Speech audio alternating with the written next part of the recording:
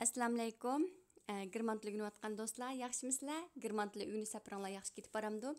Sizlarmı bilgininglardek bu Germaniyada xatcheklar to'g'ri keldi, jadval to'shqizdigan ishlar bek jiq bo'ladi hayotimizda.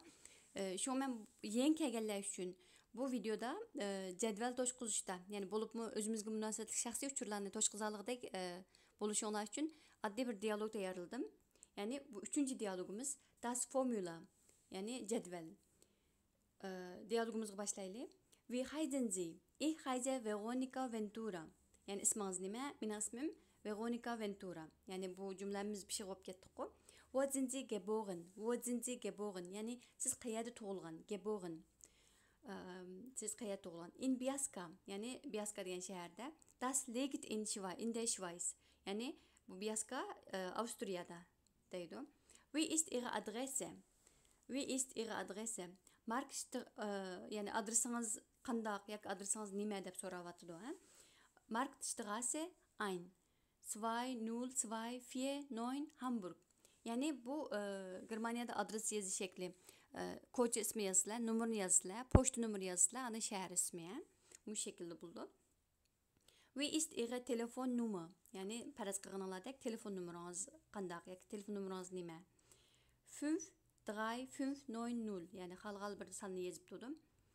Andan keyin sind Sie verheiratet? Yani siz to'yqqan mı? Yani sizden nikahlı ahvalınız qanday deb sormoqchi bu yerda.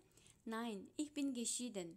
Yo'q, men ajrashgan demekçi. Ich bin geschieden. Haben Sie Kinder? Balanız bormi?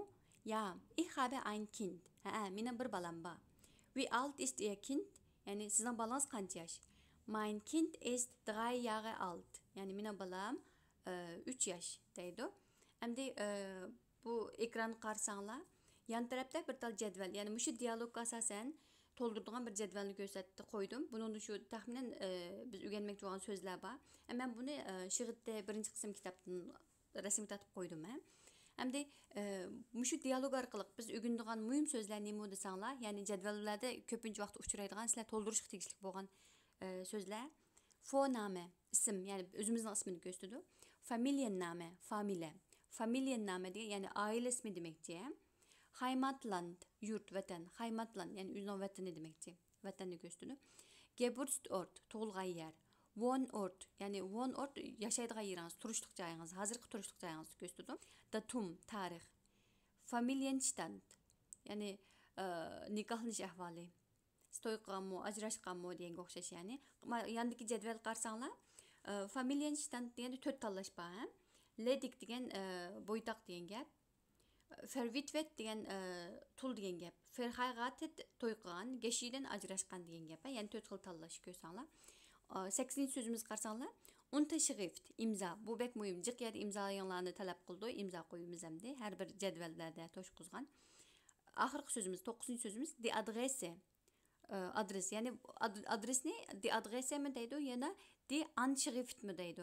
Die Anschrift, bunu öğreniylanlar. Yani imza deganni Unterschrift deymiz, adres degani die Anschrift deb mi ifodalaydi. Ama ko'pincha vaqtda die Adresse, ig'zoki paranglish jarayonida die Adresse desanglar tushunishlik bo'ladi yani. Amsa bu video shunchalik bo'lsin. Keyingi videoda ko'rishguncha omon bo'linglar. Auf Wiedersehen.